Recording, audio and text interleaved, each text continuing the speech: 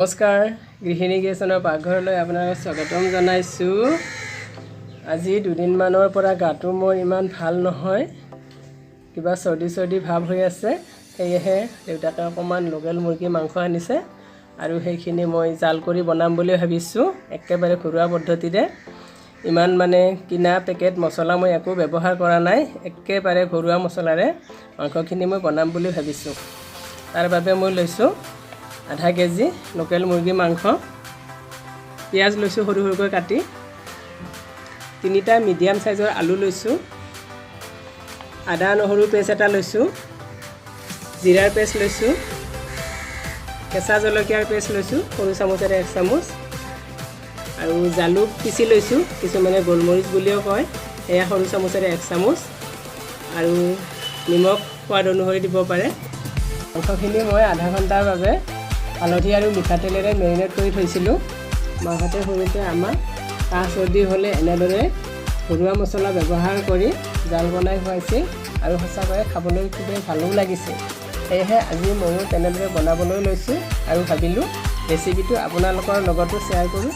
আহক তেনেহ'লে ৰেচিপিটো আৰম্ভ কৰোঁ।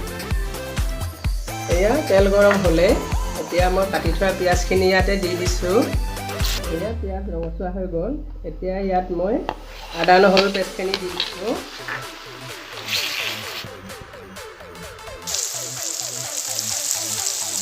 এতিয়া মই জিৰাৰ পেষ্ট দি দিছোঁ আৰু কেঁচা জলকীয়াৰ পেষ্টটো অকণমান দি দিছোঁ। দি মছলাখিনি আকৌ ভাজি ল'ম লৰাই পেলাই।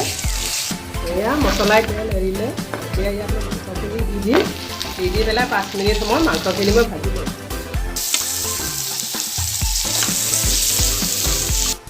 এয়া মাংস ভাজি হৈ গ'ল। এতিয়া ইয়াত আলুখিনি দিছোঁ। আলুখিনি আগতে মই লাইট ফ্ৰাই কৰি থৈছিলোঁ। এয়া আলুখিনি দি মই মাংসখিনি অলপ লৰাই ল'লোঁ। এতিয়া মই ইয়াত জাতি জালুকৰ পেষ্ট আৰু কেঁচা জলকীয়াৰ পেষ্টখিনি দি দিছোঁ, দি আকৌ লৰাই দিছোঁ। লগতে মই জিৰাৰ পেষ্টখিনিও দি দিছোঁ। এতিয়া মই ইয়াত পানী দি দিছোঁ। এতিয়া মাংসখিনি সিজিবৰ বাবে মই ঢাকি দিছোঁ।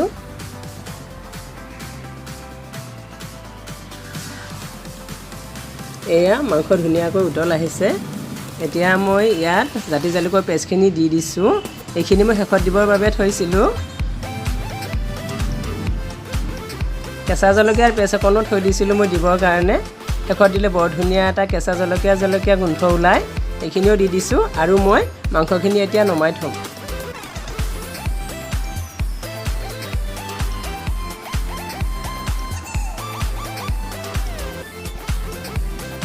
এয়া আমাৰ লোকেল মুৰ্গীৰে জালুকীয়া মাংস ৰেডি হৈ গ'ল।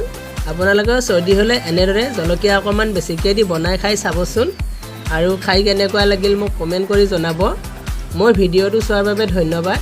যদিহে চাই ভাল লাগিল ভিডিঅ'টো লাইক আৰু শ্বেয়াৰ কৰিব, আৰু মই এনেকুৱা ধৰণৰ ভিডিঅ'লৈ আকৌ আহিম। গতিকে চেনেলটো ছাবস্ক্ৰাইব কৰিব আৰু চাবলৈ নাপাহৰিব।